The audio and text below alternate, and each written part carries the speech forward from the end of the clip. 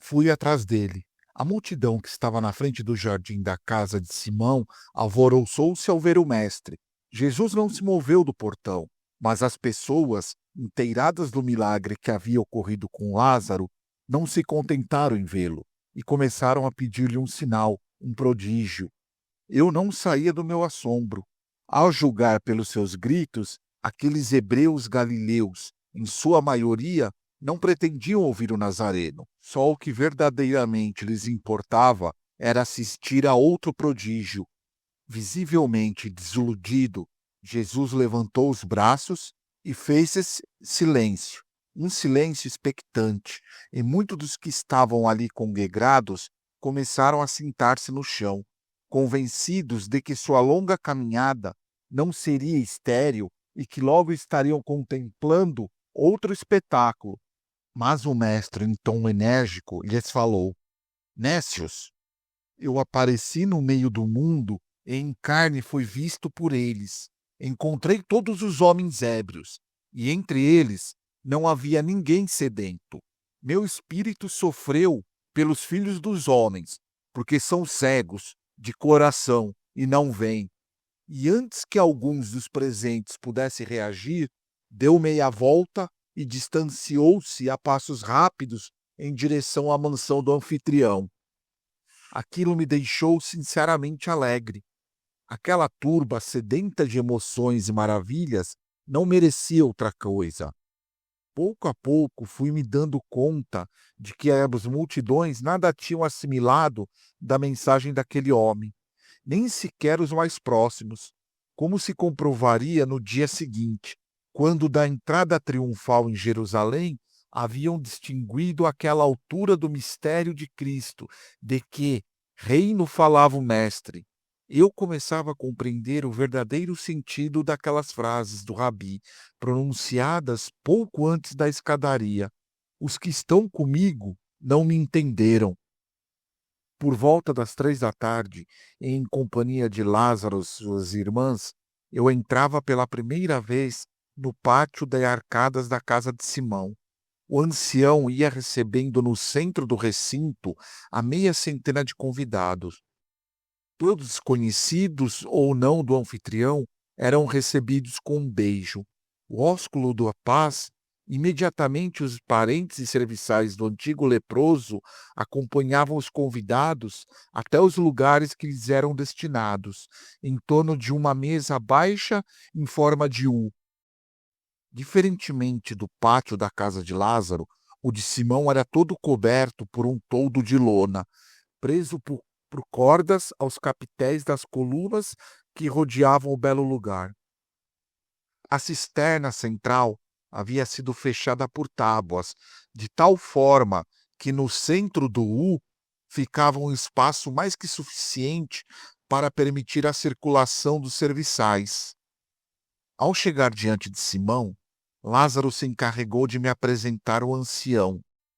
Ao beijá-lo, vi que sua face direita conservava ainda as profundas cicatrizes da enfermidade.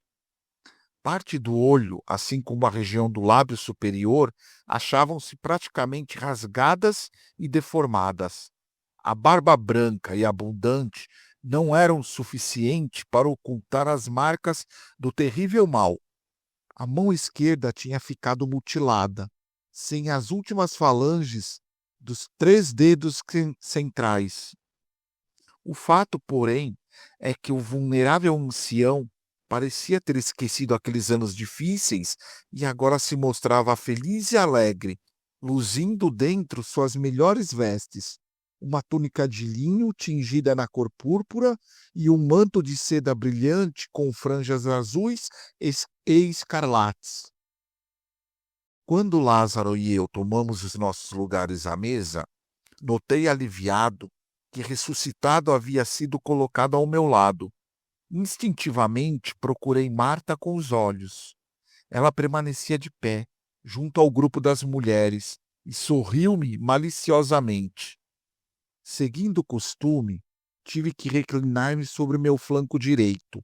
Embora os judeus comessem habitualmente sentado em cadeiras ou tamboretes nas grandes ocasiões, e aquela era uma festa em que ambas as aldeias, Betânia e Betfage, rendiam sincera homenagem ao mestre. Os hebreus haviam acabado por adotar a tradição helênica de comer reclinados sobre confortáveis almofadas e esteiras. A única exceção ali era Jesus. Como convidado de honra, ocupava o centro e sentava-se em uma espécie de divã baixo, que quase não chegava à altura da mesa.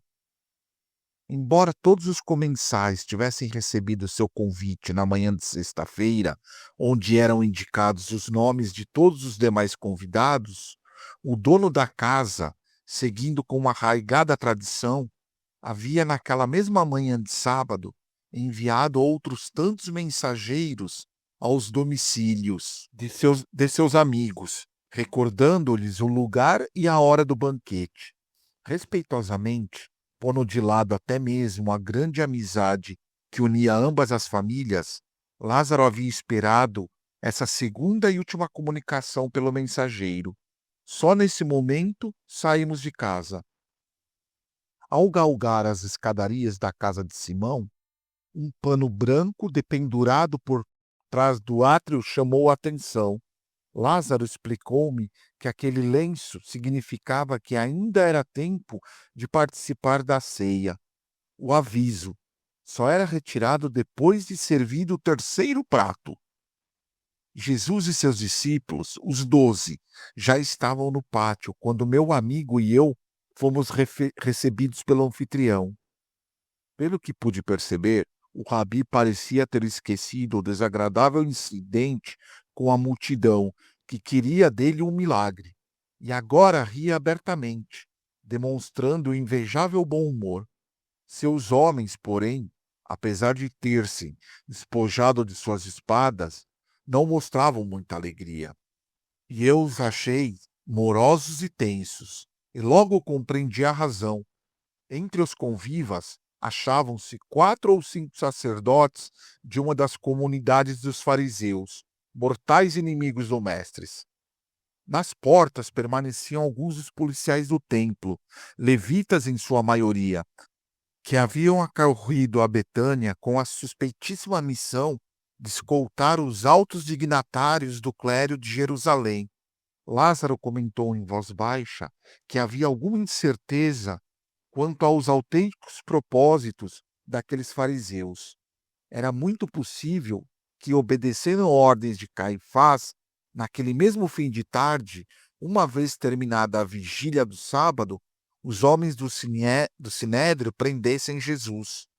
Mas os separados ou santos, como eram também conhecidos os fariseus, não fizeram gesto algum que pudesse alertar os seguidores de Cristo. Ao contrário, embora em nenhum momento se aproximassem do grupo que rodeava e falava com Jesus, arregaçaram as largas mangas de suas túnicas e deixaram que as mulheres lhe lavassem as mãos e os pés, reclinando-se em seus assentos e dando mostras de viva satisfação. Suponho que essa cordialidade se devesse às magníficas iguarias que já haviam começado a circular sobre a mesa. Os serviçais de Simão tinham colocado à disposição dos presentes uma espécie de taça grande, de fina cerâmica, compacta e de forma apurada, fabricada de barro vermelho e, segundo me disse Lázaro, procedente da Itália. Ao erguer minha taça, pude ver na base o selo do fabricante, um tal de Camúrios, conhecido ceramista de Arezzo. Memorizei aquele nome e na tarde de segunda-feira, quando finalmente pude regressar ao módulo, Papai Noel confirmou que o citado artesão italiano havia vivido e trabalhado nos templos de Tibério e Cláudio, do ano 14 depois de Cristo aos 54 depois de Cristo. Segundo os costumes, Simão havia contratado o cozinheiro de Jerusalém e, detalhe curioso, se as coisas não fossem bem e os convidados se mostrassem satisfeitos gastos com o cardápio, o chefe da cozinha deveria reparar a afronta pagando do seu bolso os gastos, numa proporção que sempre dependia da categoria social do anfitrião e de seus comensais. Mas não foi esse o caso. A verdade é que o resultado foi excelente, ao menos para os hebreus. Depois da sopa à base de verduras e ervas aromáticas, o único prato em que se utilizou colher, os convidados deliciaram-se com as bandejas de bronze e de prata, repletas de pescados cozido e cordeiro assado, cuidadosamente condimentados à base de cebola, porro e alho. O quarto e o quinto pratos consistiram em frutos secos, em especial passas e tâmaras, além de mel silvestre. Tudo isso, é claro, generosamente regado, do princípio ao fim, com vinhos do Hébron, servido em copos altos de cristal, primorosamente lavrados. Ao lado de cada comensal havia sido colocada uma bacia de metal para ir lavando as mãos. O costume judeu prescrevia que os alimentos deveriam ser pegos com os dedos. Ao chegar à sobremesa, o alvoroço gerou aumento sensivelmente. Alguns dos músicos contratados por Simão começaram a tocar seus instrumentos, na maioria flautas e cítaras. E as mulheres que haviam permanecido de pé ou sentadas, mas num grupo à parte, uniram-se à música, batendo palmas por sobre as cabeças e acompanhando o ritmo com o corpo. Jesus, que havia comido com um grande apetite, esvaziou seu terceiro copo de vinho e sorriu para o grupo em que se destacava Maria, a irmã mais nova de Lázaro. Do mesmo modo que suas companheiras, havia trocado suas roupas cotidianas e agora exibia uma vistosa túnica tingida com a famosa púrpura de Tiro e Sidom. Maria, como ordenavam as normas sabáticas, havia dispensado a habitual fita sobre a testa e deixava flutuar sua negra e longa cabeleira. Naquele momento, enquanto os serviçais retiravam as bandejas, iniciava-se na realidade o que nós conhecemos por sobremesa. Os comensais, eufóricos por obra dos vapores do vinho, engalfinhavam-se nas mais dispares e intermináveis polêmicas. Jesus e Simão, ao centro da mesa, dialogavam sobre o mítico José e sobre como haviam sido derrubadas as muralhas de Jericó. Os discípulos, por sua vez, permaneciam estranhamente sóbrios e calados, com a atenção voltada tão somente para o grupo de fariseus, e estes, por seu turno, se empenhavam em esvaziar copo após copo. Para minha surpresa, alguns dos comensais começaram a arrotar sem o menor pudor, e logo a prática se converteu em ato coletivo. Ninguém parecia dar a mínima importância ao fato, com exceção do anfitrião e de mim próprio. Mas as razões de Simão, que respondia a cada um dos grosseiros atos com leve inclinação de cabeça, obedeciam a outra escala de valores. Aqueles arrotos valiam por uma demonstração pública da satisfação de cada um dos convidados pela esplêndida comida e pelo tratamento que haviam recebido. Certamente tive de esforçar-me para arrotar também, pois precisava agradecer ao meu novo amigo sua sabedoria e delicadeza gastronômicas. Quando a sobremesa acabou, várias donzelas foram passando junto a cada um dos comensais, oferecendo-lhes minúsculas bolotas ou cápsulas amareladas e transparentes. Ante minha hesitação, Lázaro animou-me a apanhar uma ou duas daquelas lágrimas e introduzi-las na boca. Parecia uma espécie de goma de mascar, muito refrescante e aromática.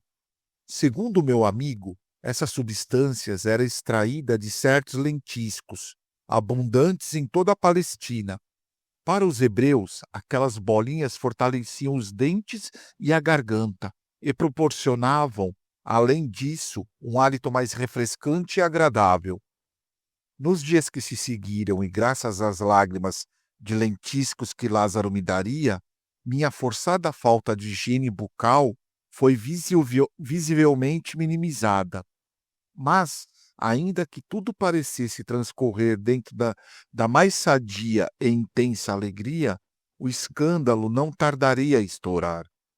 Creio que todos, ou quase todos os presentes, distraídos com a música e a agradável tertúlia, demoramos alguns minutos para reparar naquela donzela que, deixando o grupo de mulheres, havia se ajoelhado às costas de Jesus. Era Maria.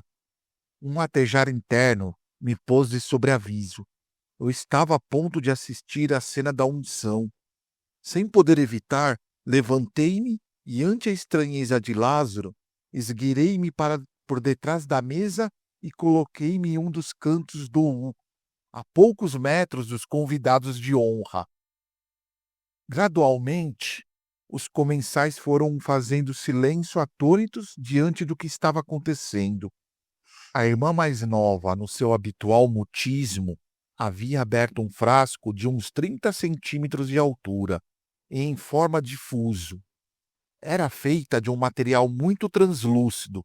Depois soube que se tratava de alabastro oriental.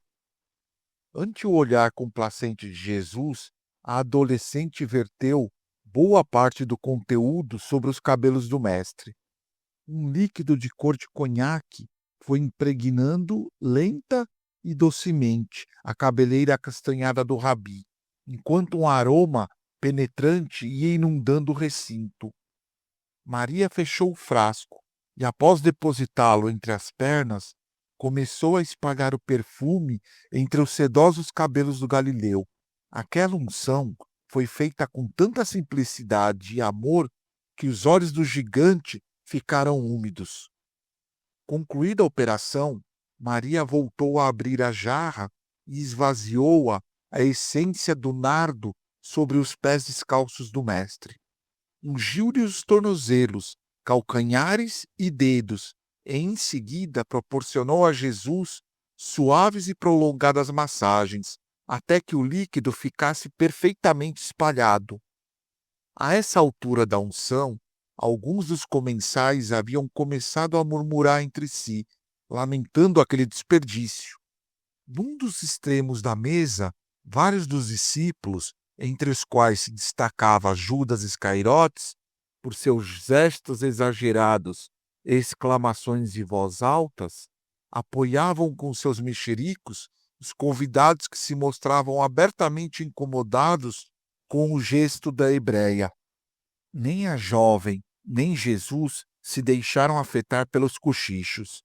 Ao contrário, a belíssima irmã de Lázaro, que havia adornado as unhas das mãos e dos pés com um pó vermelho amarelado, deitou a cabeça para trás e, passando as mãos pela nuca, inclinou-se sobre os pés do rabi e jogou para a frente seus vastos cabelos.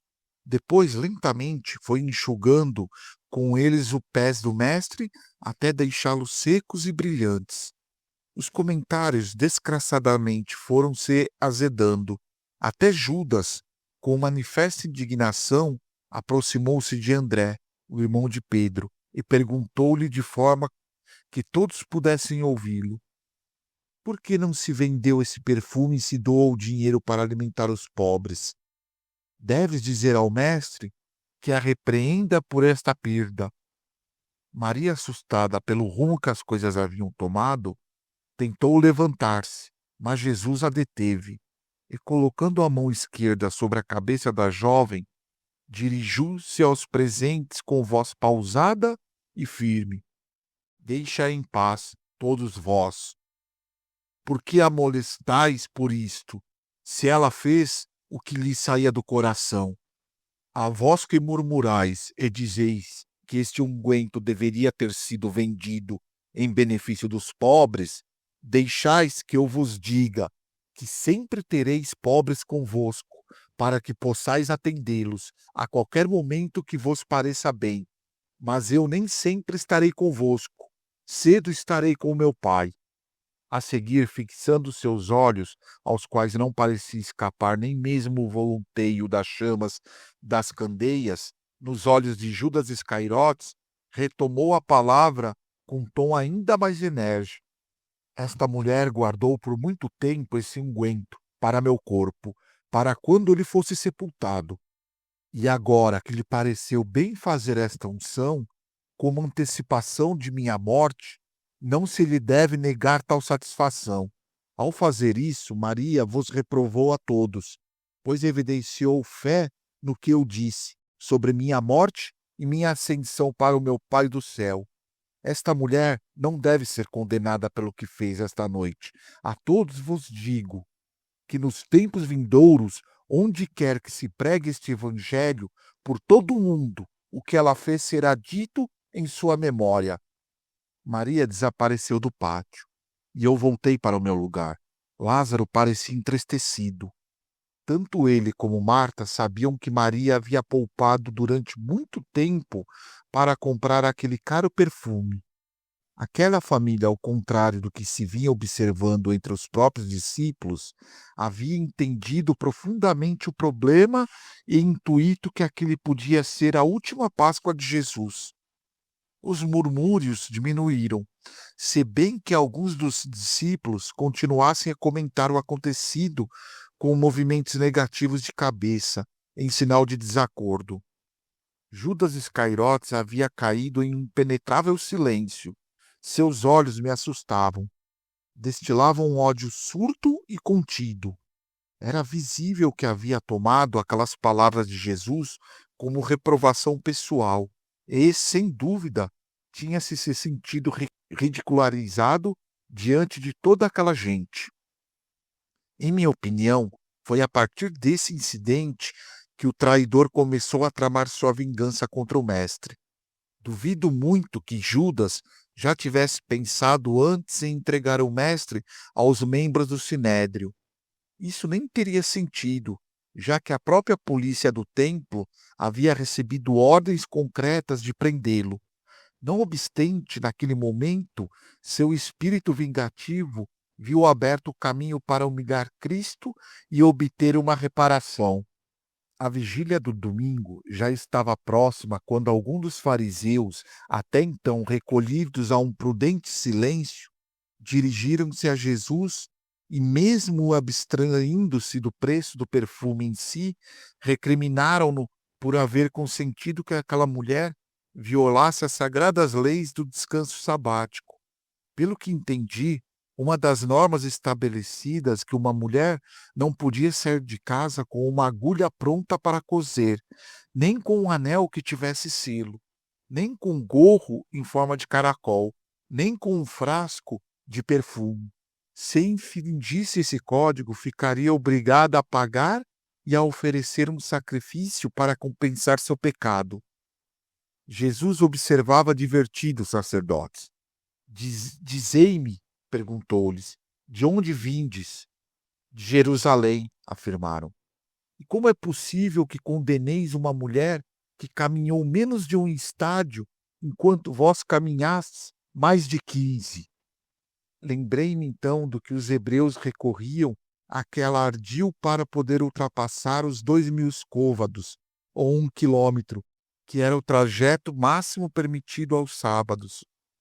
Jesus sabia que, embora o povo simples pusesse em prática o erube, os santos ou os separados vangloriavam-se em público de sua extrema pureza, mas não hesitavam em infringir as leis quando estavam em jogo uma boa comilança. Os fariseus se agitaram inquietos, mas o mestre não estava disposto a lhe conceder trégua. A quase totalidade dos 5.000 membros das comunidades ou irmandades de fariseus em Israel era constituída de comerciantes, artesãos ou camponeses, que careciam de sólida formação dos escribas, mas que, graças à rígida observância das normas de pureza e da paga do dízimo, haviam se elevado acima dos amer, ou grande massa dos povos de Israel. Essa vaidade e dureza de coração era algo que o rabi não suportava. E não tardou a proclamar isso diante de seus narizes, por regozijo daqueles que temiam a ira dos que se autoproclamavam o partido do povo. Ai de vós, fariseus, disse-lhes Jesus corajosamente, sois como um cão no estábulo, que nem come, nem deixam que comam os bois. Quem és tu? Replicaram os representantes de Caifás, com seu ar de autossuficiência, para nos ensinar onde está a verdade. Para que saíste a campo? Arrematou o Nazareno. Para verdes, talvez, uma cana agitada pelo vento? Para verdes um homem com veste delicada?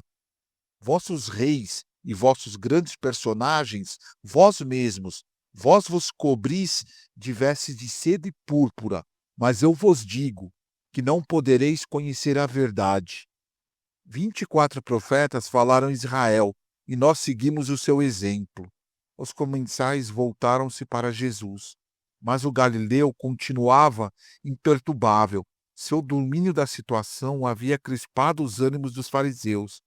Vós falais dos que não estão mortos, e rechaçais aqueles que está entre vós. Dize-nos quem és para que creiamos em ti, responderam. Vós examinais a superfície do céu e da terra, e não reconheceis aqueles que está entre vós. E voltando seu olhar para mim, acrescentou: Vós não sabeis examinar este tempo. Uma onda de sangue subiu-me do ventre à face. Os fariseus optaram por levantar-se, renunciando a continuar com aquela batalha dialética, e entre as mostras inexpressivas de indignação, lavaram as mãos em suas bacias, mas Jesus não havia terminado. E antes que pudessem abandonar a discussão, disparou: Ai de vós, fariseus! Lavais o exterior da taça, sem compreender que quem fez o exterior faz também o interior. Começava a ficar muito claro para mim porque as castas de sacerdotes, escribas e fariseus se haviam conjurado para prender e matar aquele homem. A tempestuosa ceia praticamente terminou com a saída dos sacerdotes. Quando os convidados já se despediam do anfitrião, Pedro se aproximou de Jesus e, com ar conciliador, propôs a ele que Maria fosse separada do grupo, já que as mulheres, comentou, não são dignas da vida. O Nazareno deve ter ficado tão perplexo quanto eu, e no mesmo tom respondeu ao impossível discípulo: Eu a guiarei para fazê-la homem, para que ela se transforme também em espírito vivente, semelhante a vós, homens, porque toda mulher que se faça homem entrará no reino do céu. Nessa noite, ao recolher-me ao meu quarto e estabelecer comunicação com o módulo, Eliseu anunciou-me que a frente fria já havia penetrado pelo oeste e que, muito provavelmente, a entrada de Jesus em Jerusalém, prevista para o dia seguinte, domingo, seria ameaçada pela chuva.